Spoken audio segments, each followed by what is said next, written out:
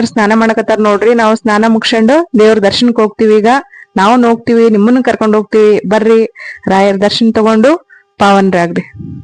ಇಲ್ಲಿ ಬಂದು ತುಂಗಾ ನದಿಯಲ್ಲಿ ಸ್ನಾನ ಮಾಡಿದ್ರ ಅವರಿಗೆ ಇರ್ತಕ್ಕಂತ ಆರೋಗ್ಯ ಸಮಸ್ಯೆಗಳಾಗಿರ್ಬೋದು, ಯಾವುದೇ ರೀತಿಯ ತೊಂದರೆ ತಾಪತ್ರಯಗಳಾಗಿರ್ಬೋದು, ಈ ತುಂಗೆಯಲ್ಲಿ ಸ್ನಾನ ಆದ ನಂತರ ಇಲ್ಲಿ ತುಪ್ಪದ ದೀಪವನ್ನು ತುಂಗಾ ತೀರಕ್ಕೆ ನಾವು ಅರ್ಪಿಸ್ತಾ ಇದ್ದೀವಿ.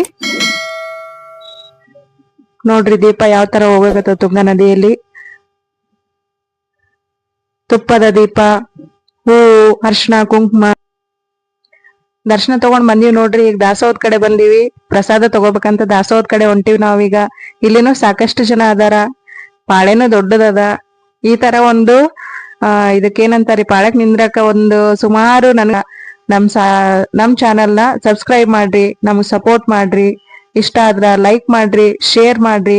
ಇದೇ ತರ ನಮ್ಮನ್ನ ಬೆಳೆಸ್ರಿ ಅಂತ ಹೇಳ್ತಾ ಮತ್ತೆ ಮುಂದಿನ ಬೇರೆ ಸನ್ನಿಧಿಯಲ್ಲಿ ನಾವು ನಿಮ್ಮನ್ನ ಮತ್ತೆ ಭೇಟಿ